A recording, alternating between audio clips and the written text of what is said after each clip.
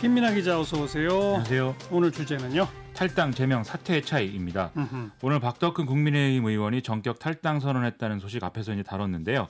뭐 징계를 해라, 제명을 해라, 아예 의원직을 사퇴해라 여러 요구가 있었는데 결국 이제 스스로 탈당을 택한 겁니다. 최근에 더불어민주당하고 국민의힘 양쪽이 마치 이런 경쟁을 하는 듯한 모양새가 되고 있는데 좀 정리를 해봤습니다. 박덕흠 의원은 뭐라고 하면서 탈당을 했죠? 이 자신에게 제기된 의혹에 대해서는 소명을 해야 되겠지만 더 이상 당에 부담을 주기 싫어서 탈당하는 게 맞다고 생각했다라고 밝혔고요. 그러면서 자신에게 제기된 의혹은 근거가 없고 이 국토위에 있었던 것은 사리사욕을 채우려고 한 것이 아니라 자신의 어떤 전문성을 발휘한 것이다 이렇게 주장을 했습니다.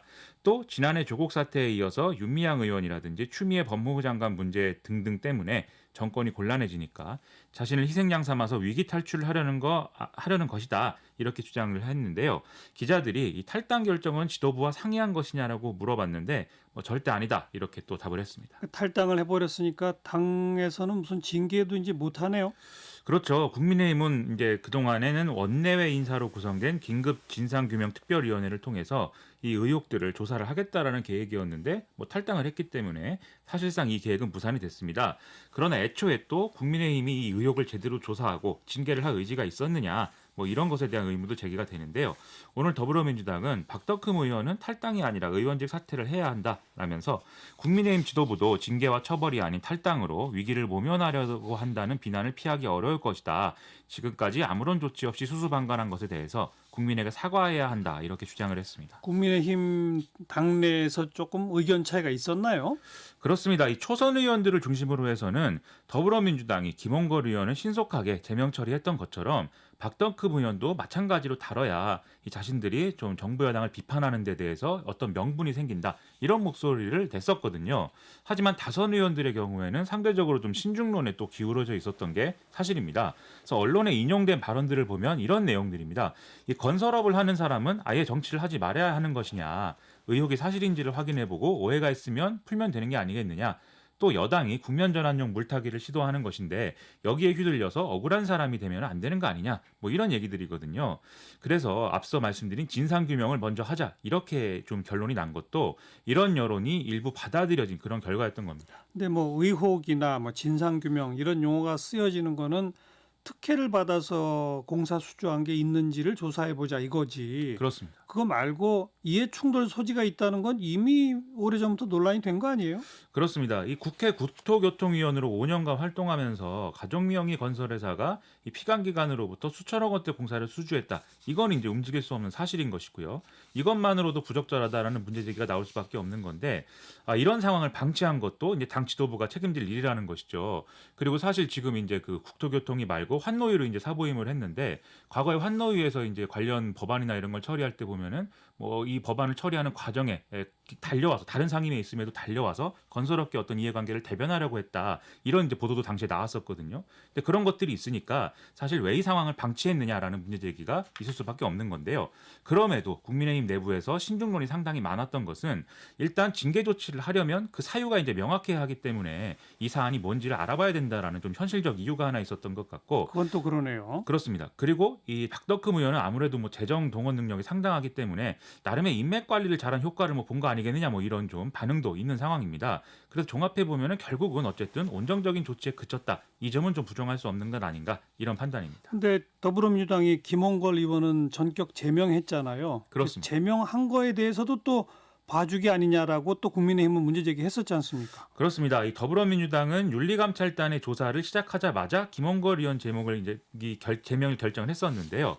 그래서 징계도 시도하지 못한 국민의힘과는 좀 차이가 있어 보입니다. 하지만 박덕흠 의원은 지역구 의원이고 김홍걸 의원은 비례대표 의원이라는 점에서 이 사안에 이제 차이가 있는 건데요.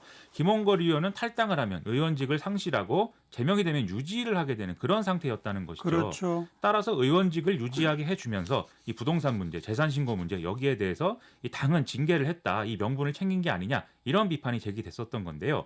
즉 박덕흠 의원은 징계를 피하는 수단으로 탈당을 한 것이고 김홍걸 의원은 의원직을 지키는 수단으로 제명을 당한 것이니까 결국 마찬가지 아니냐 이런 시각도 있습니다. 김홍걸 의원 같은 경우는 비례대표 그 후보 검증 과정에서 소홀했다 이런 비판은 피할 수가 없죠.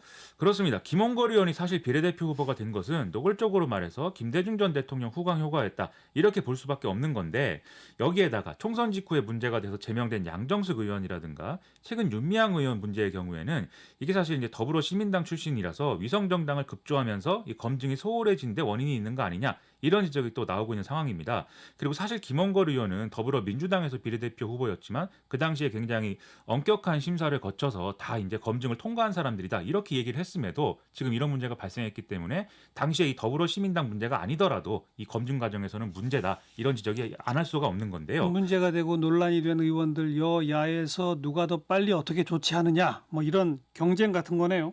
그렇습니다. 그래서 더불어민주당은 지금도 조수진, 윤창현 의원 등에 대한 조치를 요구하면서 공세를 펼치고 있는데 국민의힘은 또 이해충돌 전수조사를 주장하면서 더불어민주당 소속 의원들 중에 유사 사례가 있는지 검토하고 있다 이렇게 얘기를 하고 있습니다.